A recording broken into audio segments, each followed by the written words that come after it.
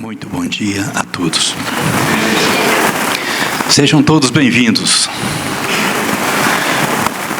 Sejam todos bem-vindos a essa sala de aula,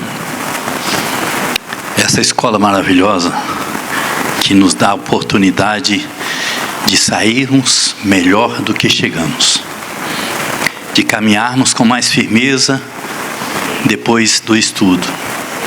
Que o Evangelho de Jesus possa hoje adentrar em nossos corações, que nossas mentes se acalmem, que nossos corações se batam no ritmo do amor e da paz. Então vamos dar início aos nossos trabalhos, buscando o amparo de nosso Senhor Jesus Cristo, de nossa Mãe Santíssima, buscando o amparo do irmão Miramês e toda a equipe que nos fornece essas energias de cura, de amor e de paz. Pai nosso, que estás nos céus, santificado seja teu santo e amado nome. Venha a nós ao teu reino, seja feita a tua vontade aqui na terra como no céu. O pão do corpo e do espírito nos dai hoje. Perdoa nossas dívidas, na medida que perdoamos aqueles que nos ofendem. Não nos deixeis cair em tentações, mas livra, Senhor, de todos os males, pois teu é o reino, o poder e a glória para todos sempre. Que assim seja. Hoje nós temos nosso irmão Altair, que vai abordar o tema dependência química e espiritismo. Isso?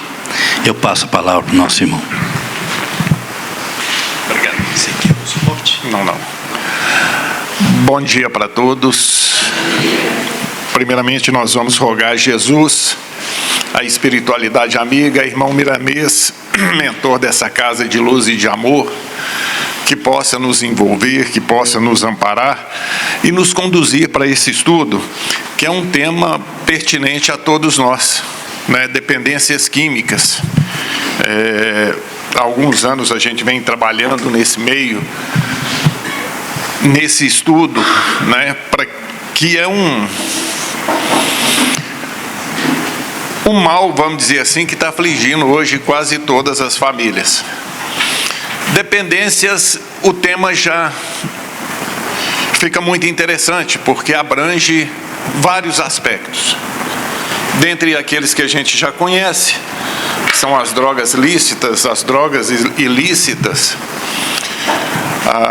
Agora, e nós vamos tentar abordar um pouco também sobre a questão aí da internet, né, que já virou epidemia. E até para fazer esse estudo, nós, a partir do momento que começamos a estudar para esse dia, nós tomamos um posicionamento de chegar em casa e colocar o telefone em cima de uma mesa e só pegar ele no outro dia de manhã para entender um pouco do impacto que isso produziria.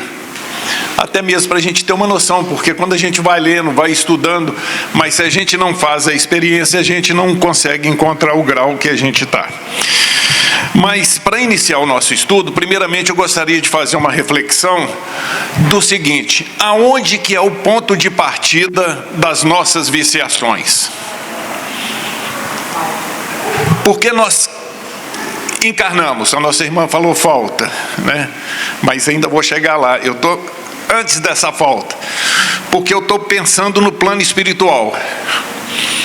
Eu vou ser inserido numa nova família, eu tenho uma programação. Essa programação são escolhidos meus pais, aqueles que têm comprometimento comigo, ou para me auxiliar, ou comprometimento com o meio que eu estou vivenciando, e é feito toda uma programação. Porque quando a gente vai falar sobre dependências, a ótica do espiritismo associada à família, a gente começa a trabalhar o conceito familiar do plano espiritual. Fazemos toda uma programação. Encarnamos. Recebemos nossos filhos como missão como oportunidade para todos.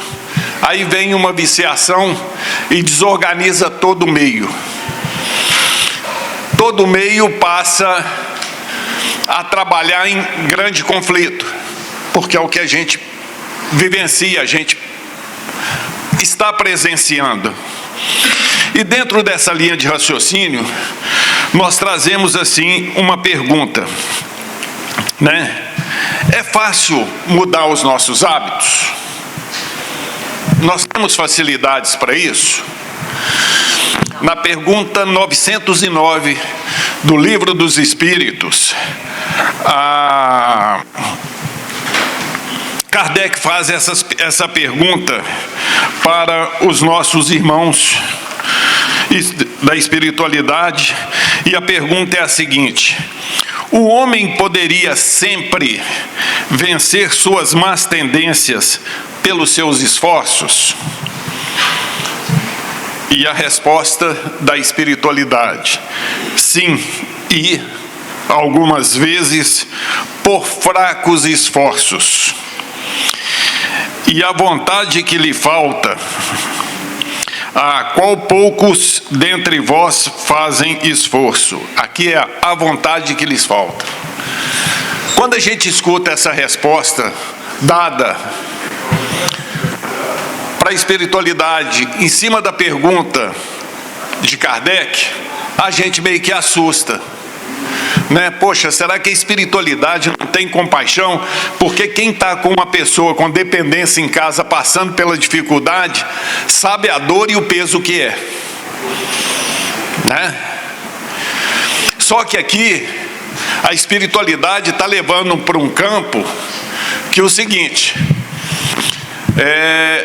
as coisas, quando ele fala fracos esforços, em outras traduções, insignificantes esforços, dá a impressão que a gente não tem realmente essa vontade nenhuma, né? E aí a gente pode pegar um conceito, né? Quando a gente fala de vontade e de disciplina, que a gente pode associar. Quantas coisas a gente fala que vai iniciar e não inicia? Um regime que eu vou iniciar na segunda-feira, né? Uma caminhada que eu vou fazer para melhorar meu metabolismo, um estudo que eu preciso fazer e eu vou protelando. A gente começa a perceber que a gente tem isso como padrão. A gente sempre vai deixando para depois. E na doutrina espírita, logo na primeira infância, tem um livro da Sheila, muito bom, Digna Estrela, né? Que é um livro maravilhoso para ensinamentos de criança, que nos traz o seguinte, em outras palavras: ofereça Jesus para o seu filho o mais rápido que você puder, porque dentro daquele contexto que nós fizemos aqui na introdução, de que eu já venho com comprometimento em algumas áreas de viciações, isso já está no meu espírito, né? A gente vê aí dentro das famílias, quantas famílias se degladiando, caçando a culpa porque um filho se desviou, porque um pai se desviou, uma mãe ou um ente querido. E lutam, brigam, passam por situações difíceis e ao final da jornada, ao desencarnar, podem ter a surpresa de encontrar uma resposta que já era previsto aquelas situações, não era necessária, mas era prevista, porque a gente traz essas dependências, essas mazelas morais de encarnações passadas, séculos trabalhando e tentando lutar para sair dessa situação. E quando ele fala esforço mínimo, que é o campo que a gente estava trabalhando, ele quer dizer o esforço diário. Ele sendo diário, ele é mínimo. O esforço diário, ele é mínimo. Você fazer um pouco a cada dia ser... Nós temos dentro da doutrina uma música muito gostosa, né? Olhem pelos filhos que te confiei, em teus braços buscarão o meu convívio, são aqueles dos quais te falei, quando à noite em sonho buscava, e por aí vai. É nesse contexto que a gente queria trabalhar. No livro No Mundo Maior, de André Luiz, Calderaro conversando com André Luiz, eles estavam fazendo uma abordagem sobre os irmãos que chegam, que desencarnam e chegam para eles para serem socorridos com as viciações. E Calderaro faz uma colocação, está na página 195, tá, gente, do Mundo Maior. Quanto a esses infortunados, o que fazer se não recomendá-los ao divino poder? Depois que nós passamos pela experiência, nós tivemos as dificuldades, vamos falir novamente, porque chegamos lá carregando as mesmas mazelas. Que não recomendá-los ao divino poder, porque ali sim há uma nova oportunidade, há uma nova luz, né? Mas nós já podemos começar a fazer esse trabalho aqui, porque quando ele faz Calderaro faz essa observação, ele tem uma frase que diz o seguinte: tentam igualmente a tentativa de fuga de si mesmos. Quando a nossa irmã disse aqui, né, que o problema da viciação é a falta, e pelos estudos que a gente vê e que a gente procura realmente estar mais ligado às privações, né? As privações que te trazem essa dificuldade. E aí nós já trouxemos essa experiência que foi feita no Canadá, onde um pesquisador pegou um rato e colocou ele num ambiente e tinha água limpa e água com cocaína, e deixou o rato ali. E ele passou então, dentro dessa pesquisa, a tomar só a água com cocaína. E aí entenderam-se à época que uma vez que se usasse a droga, seria irreversível, você não conseguiria voltar mais, porque o rato... E um outro pesquisador, analisando, falou: olha, mas aí tem que estar faltando algo. E ele resolve fazer uma nova pesquisa. Ele pega a mesma área, cria meio que um parque para ratos, com lixo, com tudo que o rato... Coloca água com cocaína e um monte de ratos juntos. E com pouco tempo todos só estavam tomando água limpa, que é a questão da privação. E as privações, a gente tem várias privações na vida, né? Quando dessas drogas mais conhecidas, vamos imaginar aqui, que hoje já é chamado aglomerado, vamos imaginar uma favela. Você tem favela aí que é maior do que muita cidade pequena aqui em Belo Horizonte. Para quem conhece a Serra, vamos pensar lá. Você tem milhares de pessoas vivendo ali, com privação de tudo: saúde, educação, de tudo. No meio chefiado pelo tráfico. A tendência desses irmãos caírem no vício é muito grande. É muito grande. Né? A gente pode entender assim, e alguns podem estar pensando também, de dizer o seguinte: mas e o jovem de classe média? Que não está inserido nesse contexto, que não está inserido nessa privação, que tem todo o conforto em casa. Como ele vai pela privação? Ele não tem a privação material, que aqueles lá têm, mas muitas das vezes ele tem a privação afetiva, que é um outro tipo de vício, criados pelos pais, que é o vício do trabalho. Tem pais que saem de manhã às 7 da manhã, 6 da manhã, e voltam para casa às 11 horas da noite, sempre na busca de dar algo melhor para os seus filhos, bem material. E eles ficam privados de quê? De uma presença, de um carinho, de um afeto. Isso a gente vê muito. No meio gente, na pandemia, isso ficou muito claro. Quando as famílias tiveram que voltar para dentro do lar, era muito comum ser escutar das pessoas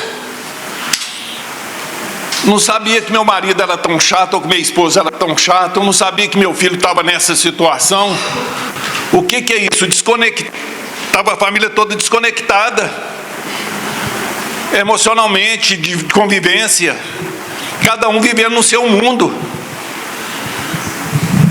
E isso é um problema muito sério. Nós temos outros, e aí eu vou trazer aqui para a fala o Rossandro Klinger, que ele, num dos estudos dele nessa área, ele traz até a dependência religiosa, que a pessoa cria uma dependência, aquela pessoa que vai, um exemplo, na fraternidade de segunda a segunda,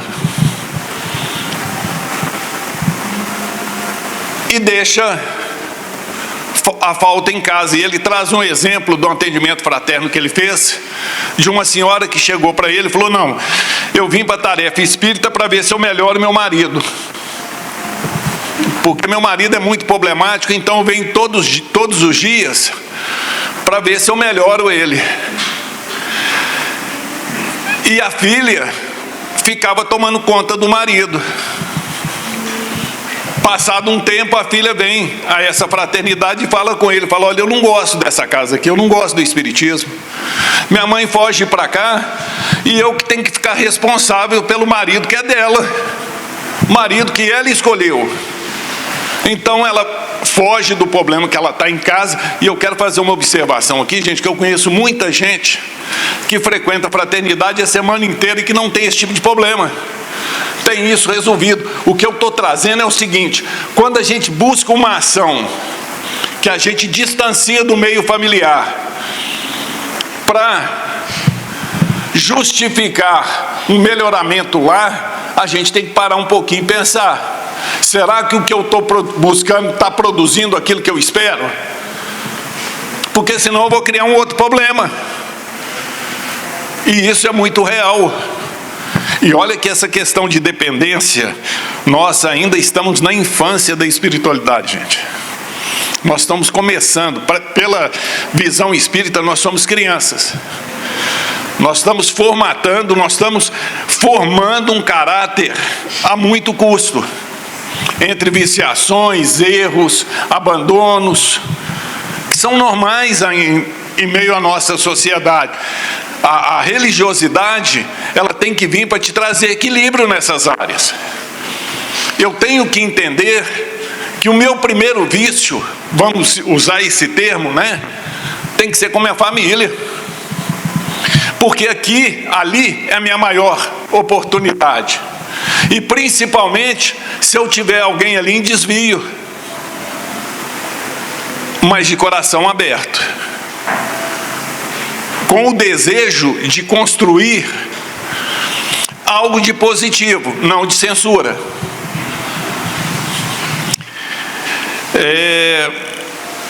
Nós fizemos aqui uma escala de privações, né? Nós entramos nessa linha. Primeira, a privação física. Todos nós aqui possivelmente tomamos café da manhã, vamos para casa, temos um almoço, um lar, né? Tem muitos irmãos nossos que não têm. Tem muitos pais que amanheceram hoje e mal tem um café da manhã para dar aos nossos filhos. Nós chegamos meio social, nós somos queridos, nós saímos, trabalhamos, nós temos encontros no nosso dia a dia, e muitos não têm. Fizemos a escolha de vir para cá, escutar um estudo, falar de Jesus, falar da espiritualidade, entender o processo de viciação. Muitos nem isso têm. Quando a gente fala de privação, o primeiro momento que a gente vê, o primeiro pensamento que passa pela nossa cabeça é o seguinte: privação. É um tênis que eu queria e não consegui, né? Na nossa época, os antigos aqui, e no estudo o Rossandro traz isso, é muito interessante, que eu sou da época que o All Star era um tênis que era o sonho da época. Para quem é mais novo não vai lembrar, mas na época a gente tinha 3 tênis: Quixute, conga e bamba. Essas eram as opções que você tinha. Ganhava um quichute, gente, era felicidade total. Ele vinha com as travas grandes, mas aquilo era um tênis para tudo. Para ir para a escola, para a missa, para a aula, para a festa. Bom, se bem que festa naquela época nem tinha para ir. Era raridade você ir numa festa, né?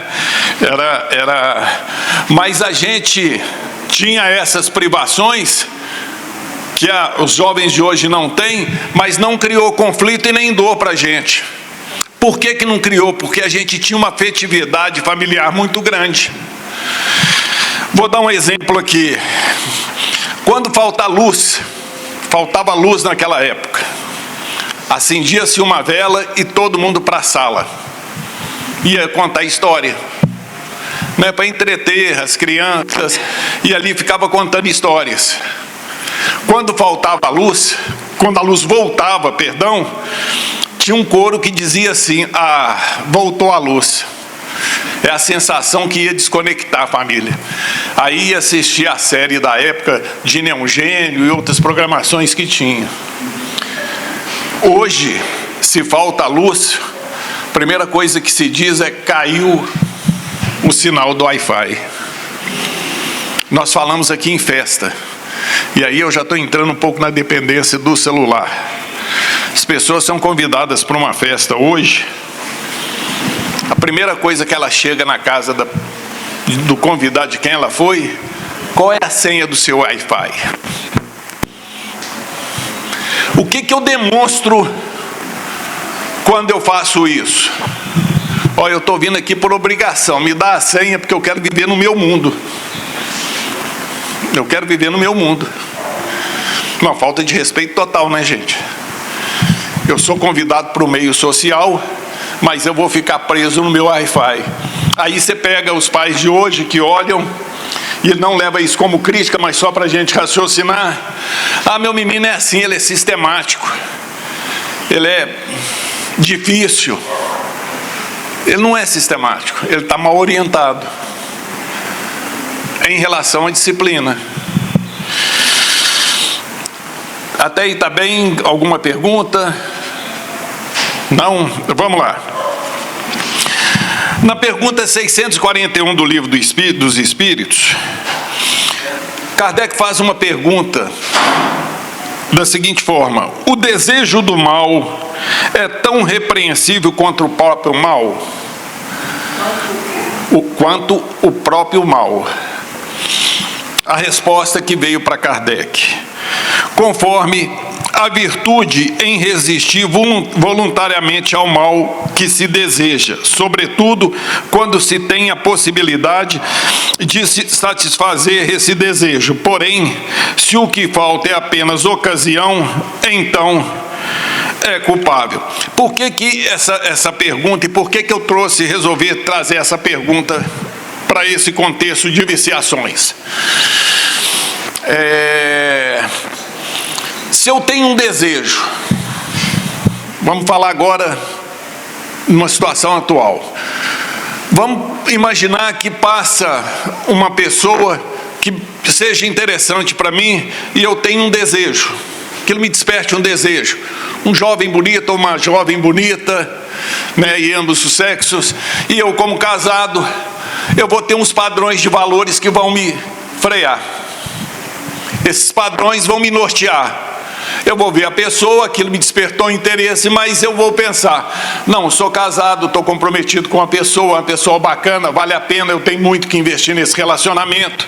A religiosidade me mostra, dentro da espiritualidade, que eu tenho que ter cuidado com essa viciação, que é o sexo descomprometido. Eu tenho valores que me prendem, e diante disso eu me permaneço em equilíbrio.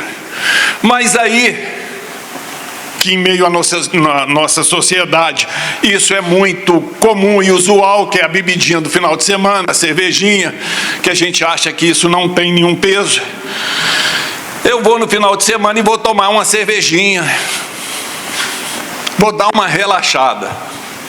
Quando eu faço uso do álcool, há um afrouxamento dessa região, dessa base, que me dá essa condição de moralidade para resistir, eu acabo cedendo. É aquilo que a gente falava, eu fiz por causa da bebida. O que acontece nesse momento? E aí, para o campo de viciação, gente, isso é importantíssimo, a gente começar a criar essa ligação, esse elo com a espiritualidade.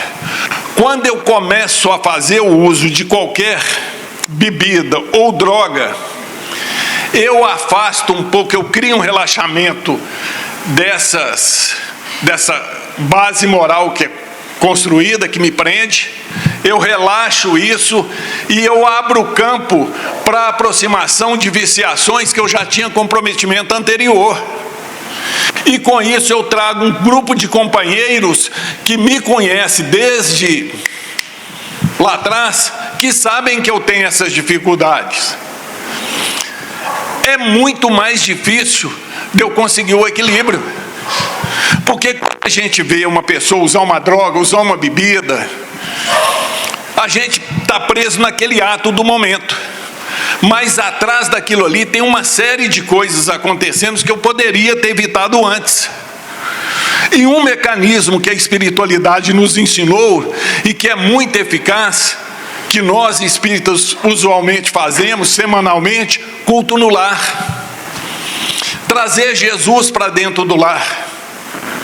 Isso nos ajuda, isso cria um campo magnético, que é a aura da nossa residência, que vai ajudar a fortalecer e fazer com que a gente corra menos riscos, que é aquele comprometimento que nós fizemos no plano espiritual. Eu usei esse livro da Shélida, que eu até sugiro, pelo Espírito Shélida, Eliana Machado Coelho, No Silêncio das Paixões.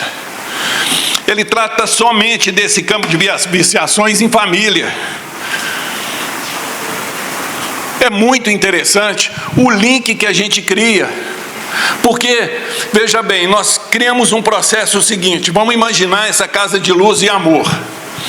Eu venho aqui e vou para o atendimento fraterno, sou acolhido.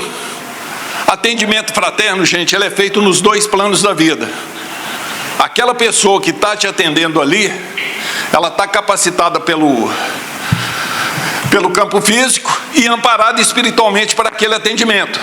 Inclusive os seus mentores participam do atendimento. Mas se você não estiver conectado, o que é religião? Não é religar. Se você não religar a sua fonte de luz, não vai resolver o problema. Seríamos como se a gente tivesse um aparelho de rádio com a tomada ali e o pino aqui para ser ligado. Se você não ligar, ele não vai funcionar. Eu sei que é uma comparação grotesca, mas para a gente, você precisa ir lá e se ligar nessa fonte de energia para que as coisas aconteçam. Porque senão você vai ficar preso num ciclo só de lamentações, reclamações e apontando culpas. Porque o problema passa a ser de todo mundo e não seu. Vamos entender uma pessoa com dependência no nosso lar. Todo mundo apronta e joga pedra. É o primeiro recurso que a gente tem. É o primeiro campo que a gente vai, até mesmo para tentar nos isentar. Porque a gente quer tudo pelo menor esforço. Quando a espiritualidade fala na pergunta 909, que é por poucos esforços, por esforços insignificantes, é disso que eles estão falando. Tudo na nossa vida tem que ter tempo para ser construído. Tudo. Nós estamos aqui numa casa física, por exemplo, que levou tempo para ser construída. Não foi da noite para o dia. Muitos passaram, muitos trabalharam, muitos nos ofertaram essa condição de estar aqui. Na nossa família também. Não vai ser com um simples livro que eu vou ler, um passe que eu vou tomar, que as coisas vão mudar. quando eu tiver de frente para meu filho, ou meu marido, ou minha esposa, que tiver em dificuldade em qualquer campo que seja de viciações, vamos tentar olhar com um olhar diferente, com o olhar de Jesus. E qual o olhar de Jesus? O que ele olhou para Maria Madalena. Quando ela chega até ele, ele pergunta para ela, qual é o seu desejo?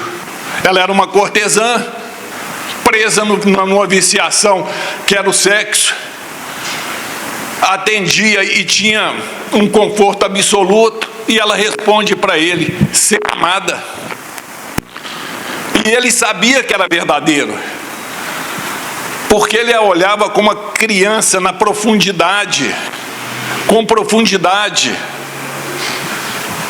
E ela consegue dar o passo, que foi uma das maiores transformações que o Evangelho nos traz. E que cabe o exemplo para a viciação, porque a gente sabe, gente, uma pessoa com desequilíbrio, seja na área que for, é muito difícil fazer a curva. Mas para os nossos entes queridos, nós temos que ter essa visão que Jesus teve por Maria de Madalena, que é enxergar os nossos filhos pela essência que eles são. Às vezes a gente vê os pais dizer, e eu já escutei isso muito, não, meu filho eu já entreguei ele para Jesus, ou o meu marido. Gente, não precisa entregar ninguém para Jesus. Todos nós somos de Jesus. Ele disse, eu vim para que nenhuma das minhas ovelhas se pereçam. Você acha que o que está acontecendo, o que nós estamos vivenciando hoje, que é até o mal da nossa época, porque toda época tem um mal e uma virtude a ser trabalhada. A virtude é a parte da ciência intelectual, e o mal é o relaxamento moral. O moral que é a nossa dificuldade. Você acha que isso tudo que nós estamos vivenciando hoje em meio à sociedade, isso está solto? Que a espiritualidade não previa que isso poderia acontecer? Mas é óbvio que previa. Por que uma mãe, quando o filho comete um erro, ela sabe se ele cometeu ou não antes de alguém falar? Porque ela conhece a essência do filho. Então, para aquele filho que está em dificuldade, para aquele irmão que está em dificuldade, para aquele ser que está no seu lar, que está em dificuldade, vão tentar ter um olhar, lembra dele quando criança, da pureza, da simplicidade, reestabelece esse vínculo, senta para escutar. O nosso maior problema, e o maior problema nesse campo, é que a gente não para escutar os nossos filhos. Mas é escutar, gente, não é ouvir. Não é a hora que o filho fala, você falar aham. Não, sentar com ele, escutar. Hoje, nós temos aqui pessoas que vieram de famílias enormes. Eu sou um. Eram 14 irmãos. E o pai e a mãe davam conta. Graças a Deus, ainda temos 12 aí, 2 já desencarnaram. Aliás, somos 11, 3 desencarnaram. Mas graças a Deus eles cumpriram e conseguiram cumprir a tarefa. Porque eles não tiveram a infantilidade de pensar que o problema estava no outro. Porque toda vez que nós vemos uma dificuldade e achamos que o outro é responsável, nós estamos num momento espiritual infantil. Toda vez que eu achar que o meu lar, o problema é as pessoas que estão lá e não eu estou no momento infantil. Porque no momento que eu entender que eu faço parte daquele contexto, e se eu estou aqui hoje escutando esse estudo, eu posso levar algo diferente para o meu lar, eu restabeleço um convívio mais equilibrado. E é isso que a espiritualidade espera da gente, esforço mínimo. Agora, gente, não é chegar lá e tentar mudar a cabeça de ninguém, a força, porque não vai funcionar. Mesmo porque nós só mudamos as coisas nas nossas vidas quando nós temos consciência daquilo, porque se a gente não tiver entendimento, não adianta, a gente não consegue. Por que vou até pegar uma parte da Sherida aqui que ela fala, que eu acho muito interessante. Ela traz sobre os prazeres, está no capítulo 15, Vítimas de Vícios, que ela diz o seguinte: nós nos viciamos por causa do prazer. Quando a criatura tem determinados vícios, é porque se sente recompensada do que faz. Isso se chama prazer. Só que tem um ponto aqui muito sério para a dependência. Quando eu faço um esforço, um trabalho, né? Vou dar um exemplo aqui. As pessoas que estão aqui, os tarefeiros, que não vão levar isso como elogio, que deixaram seus lares, famílias, levantaram cedo, chegaram aqui, organizaram tudo, prepararam tudo para que aqui a gente chegasse. Por um período de tempo estão abrindo mão de estar com a sua família. Vão sair daqui cansados, correr para casa, tem almoço para fazer, tem família para cuidar. Mas eles vão chegar no final do dia com uma sensação de paz, de dever cumprido, de trabalho cumprido. Quando, por exemplo, um jovem faz um curso, seja ele qual for, e vai participar de um concurso, aí ele entra no concurso lá, tem 2.000 vagas. Na hora que ele vai ver o resultado do primeiro concurso que ele fez, ele estudou, ele preparou, ele está lá 600 abaixo do primeiro colocado.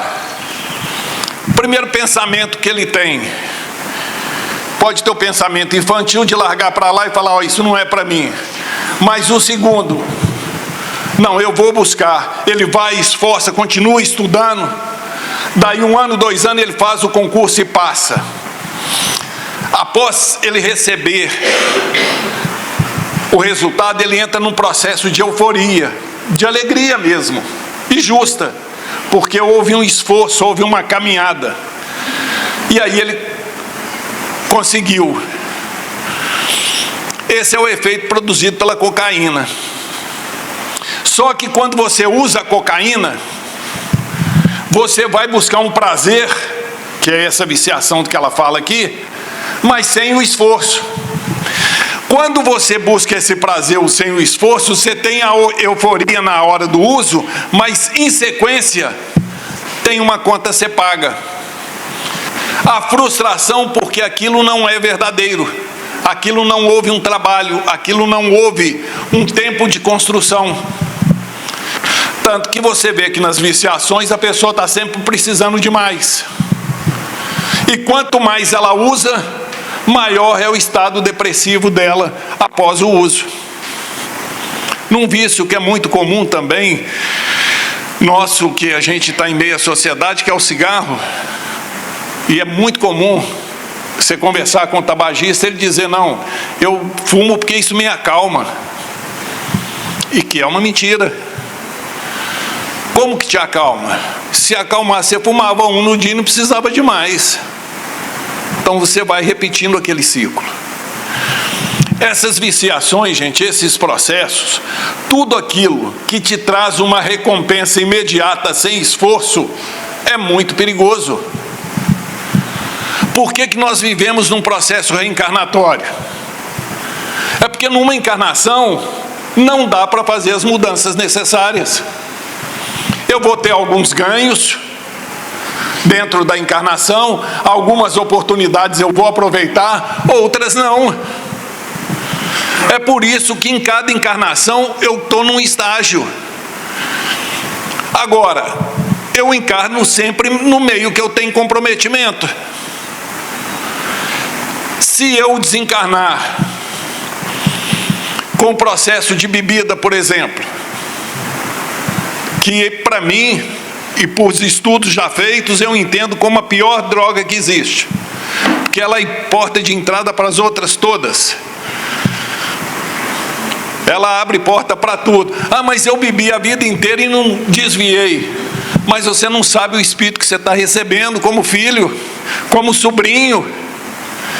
Imagina se você, ao desencarnar, descobrir que aquele primo, aquele sobrinho, aquele filho foi para dependência em função de um ato seu. Lembrem, a gente vê isso demais, gente.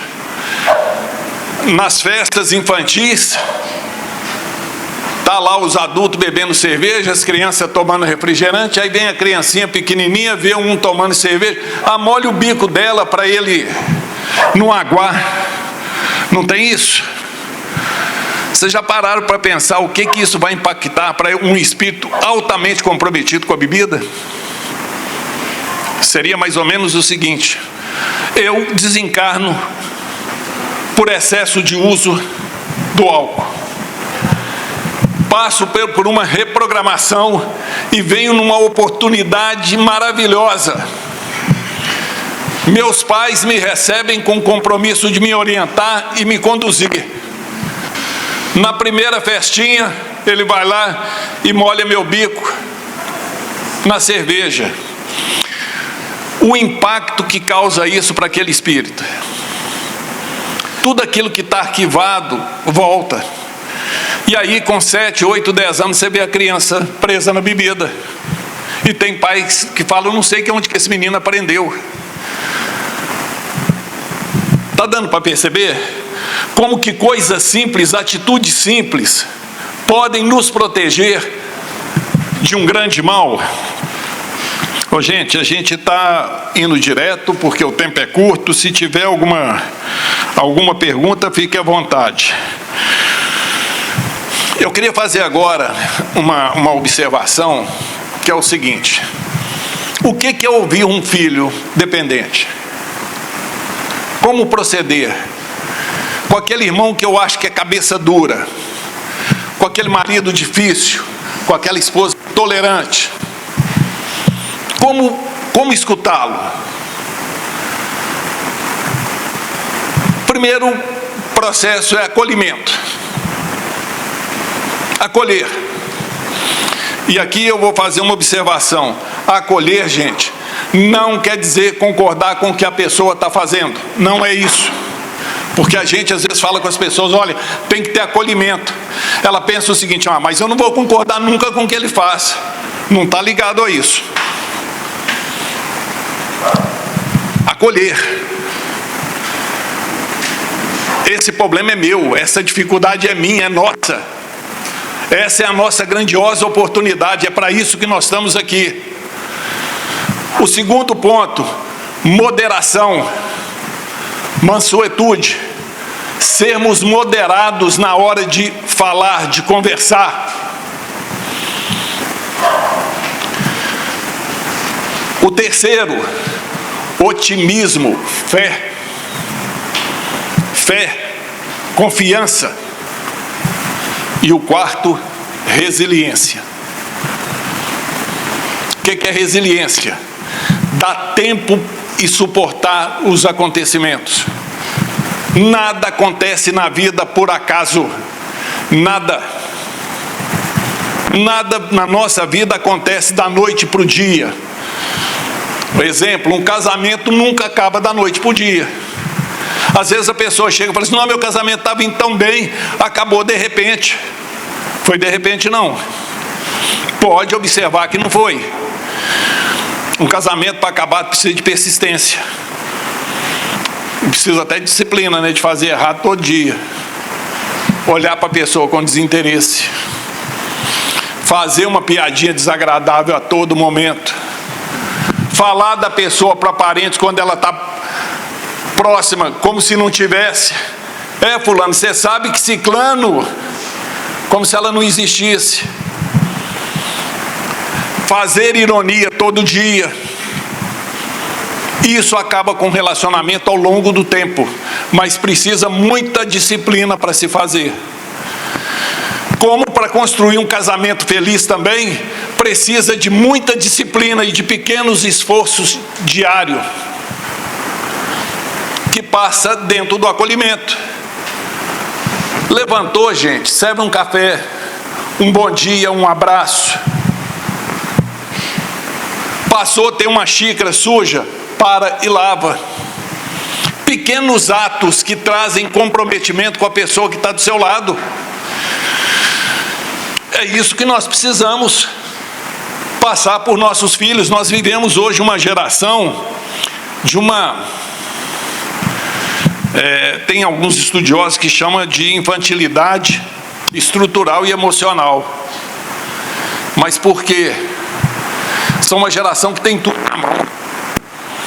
Nós passamos um período de privação passada e entendemos que nossos filhos não iriam passar pelos mesmos processos, esquecendo que passando por esses processos é que nós chegamos aonde nós chegamos, porque as dificuldades é que nos traz e nos forma uma couraça para a gente suportar a vida no cru como ela é, porque ela viver, gente, é árduo, né? Entre o que é necessário e o desejo, às vezes a gente se perde nesse campo.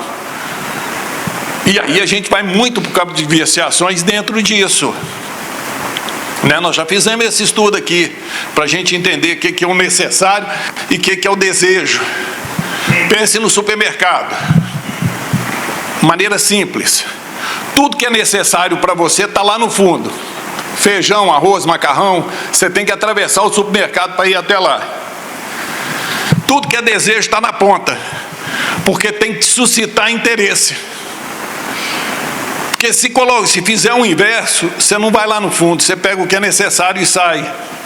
Para a nossa vida, qual que é o grande passo da nossa encarnação e que a gente tem que levar isso para os nossos filhos com essas dificuldades? O que é necessário para a sua encarnação? A grandiosidade que é sua família. Pensar nisso. Hoje banalizou muito a questão de família. Banalizou demais, e nós como pai, nós contribuímos. As gerações vão mudando, vão trazendo coisas novas, inserindo em meio à sociedade coisas que nos conduzem às viciações e nós vamos aceitando como normal. Eu vou dar 2 exemplos aqui que, espiritualmente falando, podem ser muito complicador para uma encarnação de um jovem. 2 exemplos. Primeiro exemplo, as festinhas atual das crianças. É muito comum os pais hoje só ser convidados os filhos, né? Quem tem criança pequenininha, você vai, deixa a criança e depois você volta. Para alguns pais isso é até bom. Não, eu vou ficar ali 3 horas de descanso. Mas só que meu filho está indo para um ambiente que eu não conheço. Ele pode ser bom ou não. Ele pode ter viciações ou não. Ele vai passar algumas horas sem que eu possa observar no momento crítico da encarnação dele. Porque, como a espiritualidade amiga nos traz, do 1º ao 7 anos, é o momento que a criança está mais suscetível a mudanças. Então demanda um cuidado muito grande. Muito grande. E o outro ponto, que é muito complicado hoje, gente. É muito comum dos jovens começar a namorar, um dormir na casa do outro.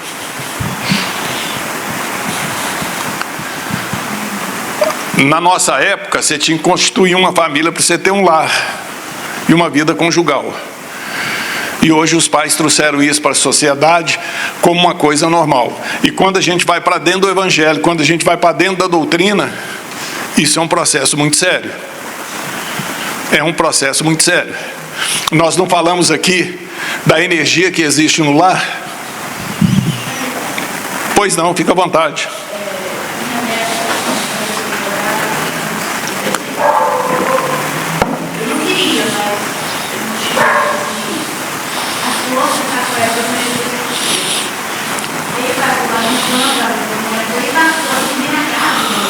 Sim. Sim.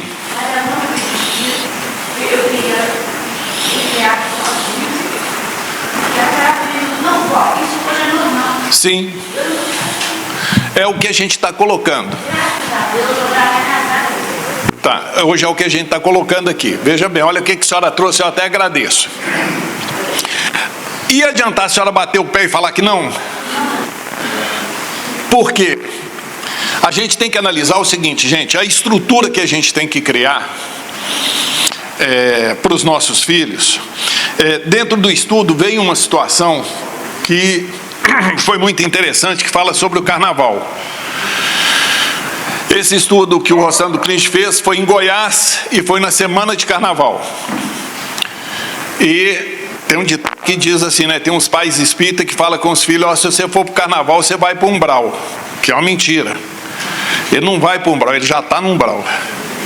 A partir do momento que ele foi, ele já está. Que nós já fomos, a gente sabe como que é. Né? Ainda mais hoje, com a bagunça que está. Nós temos que tentar, ao longo da vida, e aí é um processo diferenciado que a senhora vivenciou, porque a senhora falou, ó, criei ela sozinha. Então você tem duas ausências importantes, pai e mãe. A gente não sabe o motivo, não estou aqui para... Então, em contexto separado.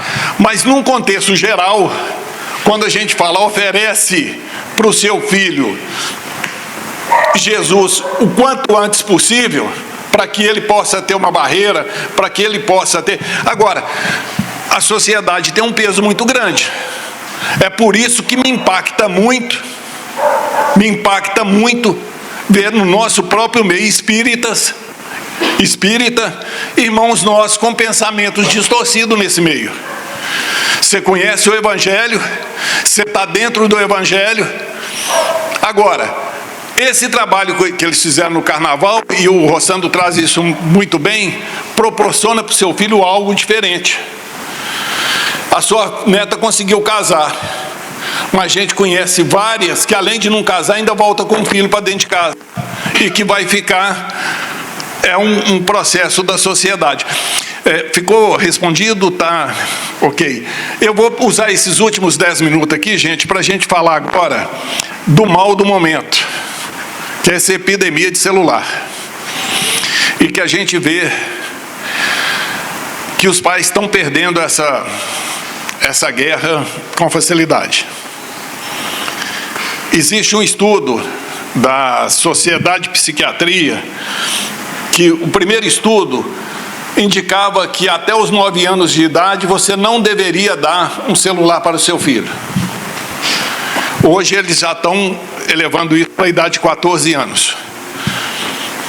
Por quê? Porque é o seguinte, quando você dá para uma criança um celular hoje, e a gente vê isso comumente, roda nos shoppings, né? Você vê os pais sentados na mesa comendo alguma coisa e a criança está no celular, ela está num mundo à parte. Existem alguns bloqueios que impedem alguns sites, mas, gente, criança é bicho habilidoso. Eles rapidinho conseguem limitar isso. Meu filho eu tenho uma neta de 12 anos, já está com celular inclusive, mas tem o horário e ele controla, a partir de determinado tempo, o celular corta. Um programa que tem que dá para fazer isso. Mas o que eu quero colocar para vocês é o seguinte, imagine você vem para esse plano, com o comprometimento de auxiliar seus filhos, e tem um estudo que mostra, por isso que a gente fala epidemia, que no Brasil a média de uso de celular é de 9 horas. 9 horas. Agora imagina, quantas horas que você tem de sono? 8, em média. Com mais 9? 17. Menos 24? 7.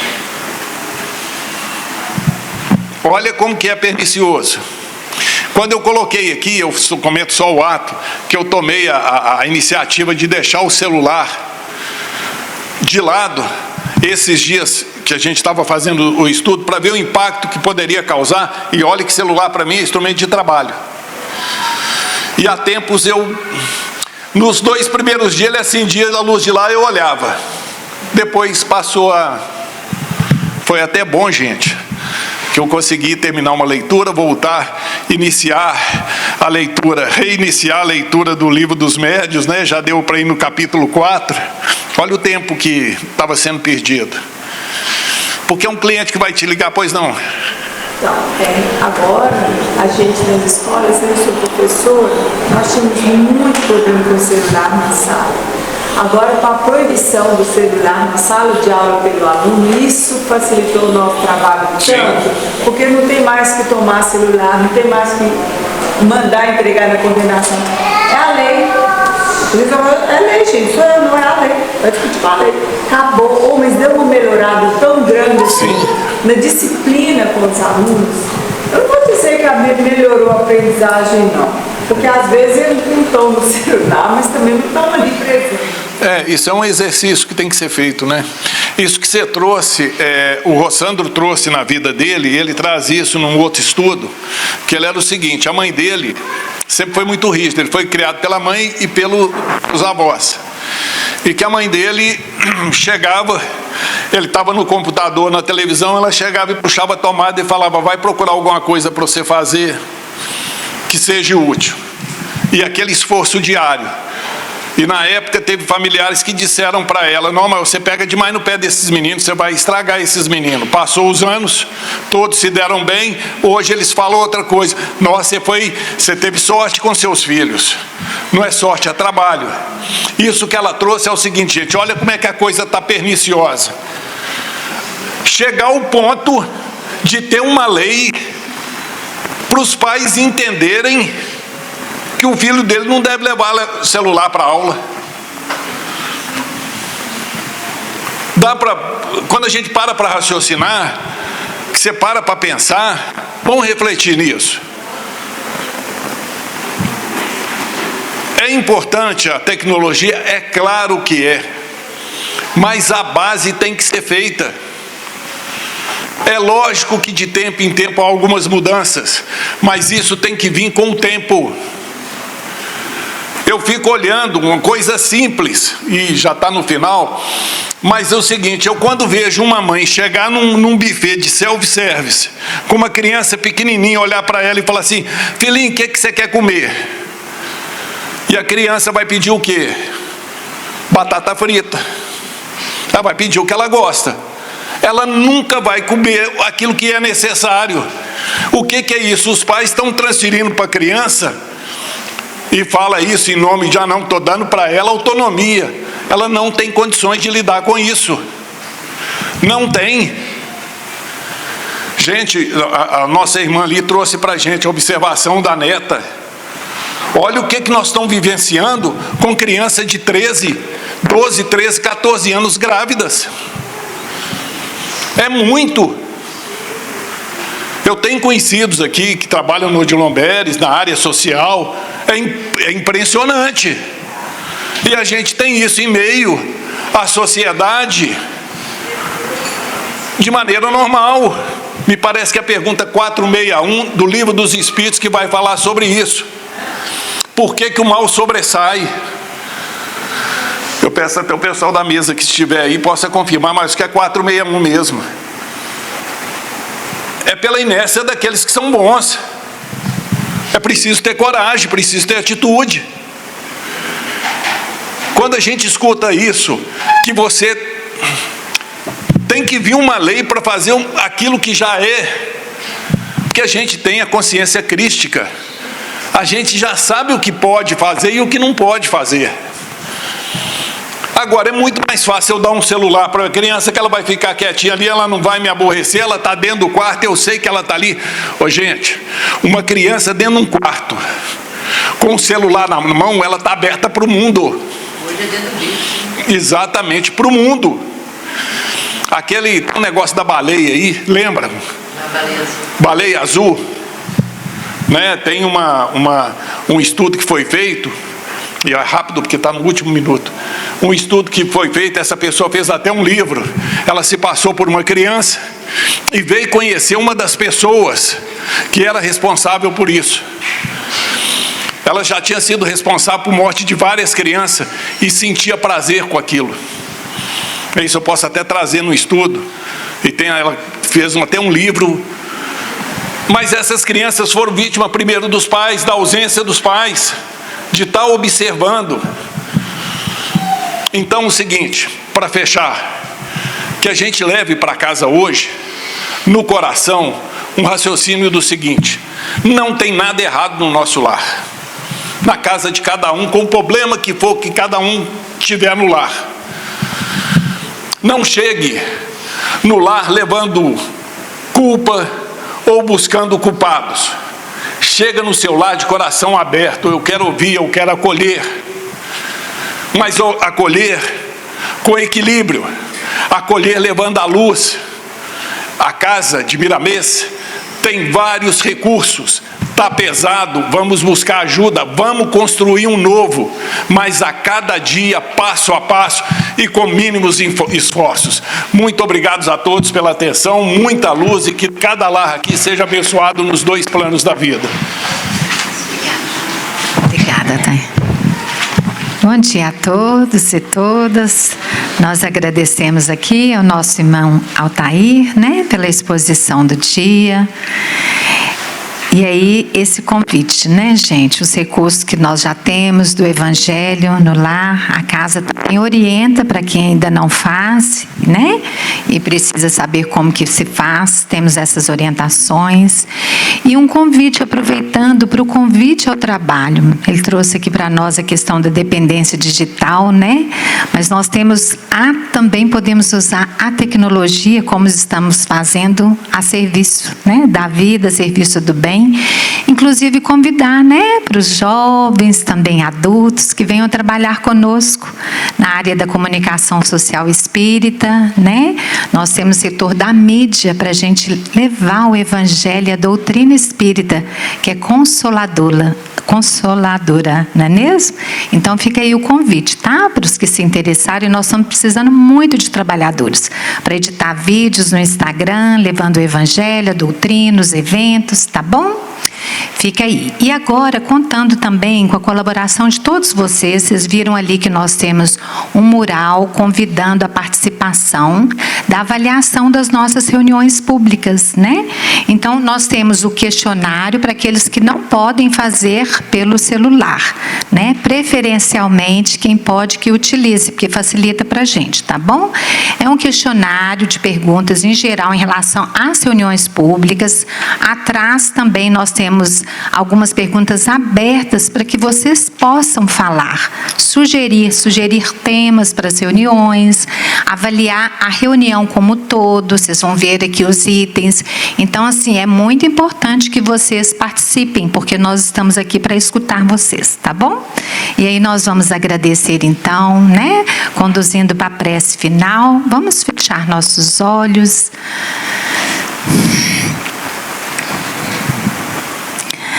Com os pensamentos elevados e também elevando os nossos sentimentos na vibração do amor, o amor de Jesus, o nosso mestre, o nosso guia.